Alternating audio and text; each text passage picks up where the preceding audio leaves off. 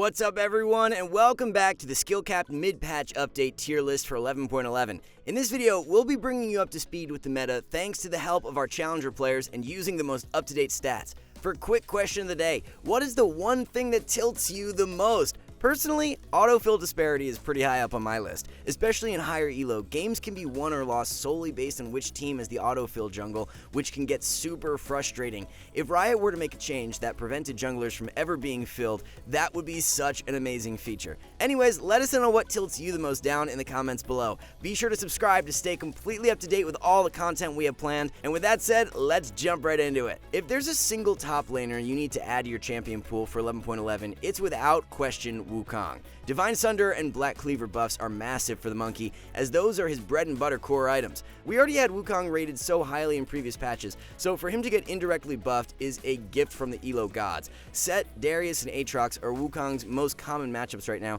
and he has success against all three.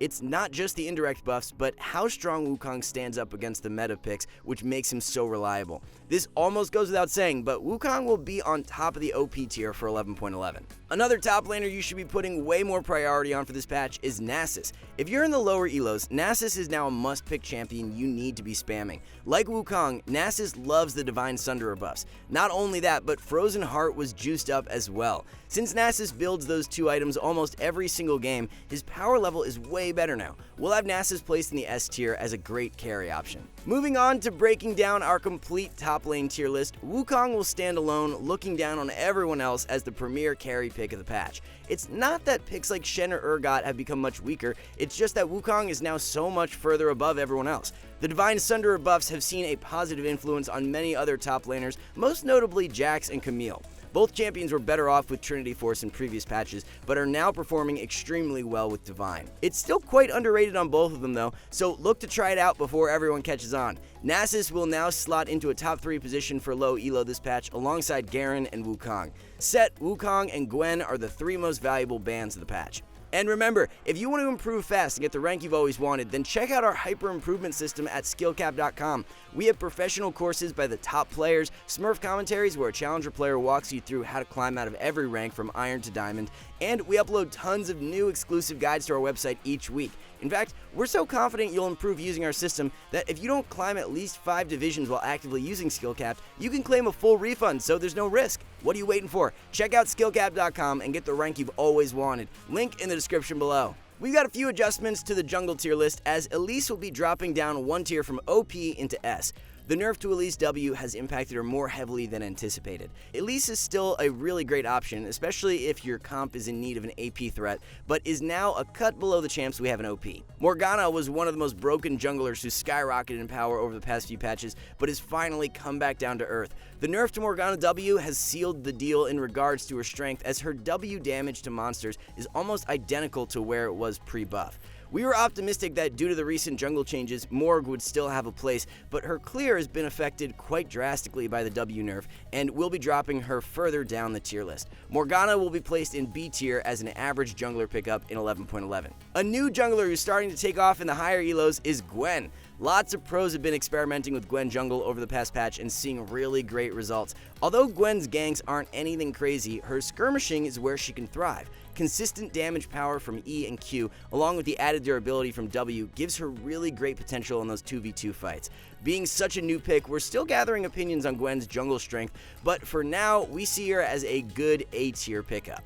Moving on to the jungle tier list, we have Kha'Zix, Xin Zhao, and Shaco as the 3 OP picks.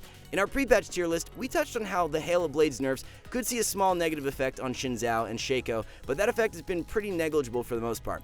They're both amazing carry options, and Hail of Blades is still the most optimal rune choice as well. The Graves buffs have played out as expected so far. He's definitely stronger now, but in comparison to the rest of the jungle meta, Graves isn't someone we would highly recommend. If you guys are looking to get back into Hecarim, Divine Sunderer is 100% the way to go now. So many players are still building a Chem Tank and Trinity, but those builds are dead. Divine into Sterix will suit you so much better for 11.11. In regards to Nautilus jungle, the changes haven't led to anything special. Naut jungle is still performing extremely weak, so we can't recommend him as an optimal carry pick. Our top 3 low elo recommendations are Amumu, Xin Zhao, and Fiddlesticks. Banning out one of Shaco, Xin Zhao, or Kha'Zix are great ideas if you're looking for a jungle ban. Let's now jump over to mid lane and start off by having a look at Ryze. The health per level buffs have helped Ryze see a little bit of light in 11.11.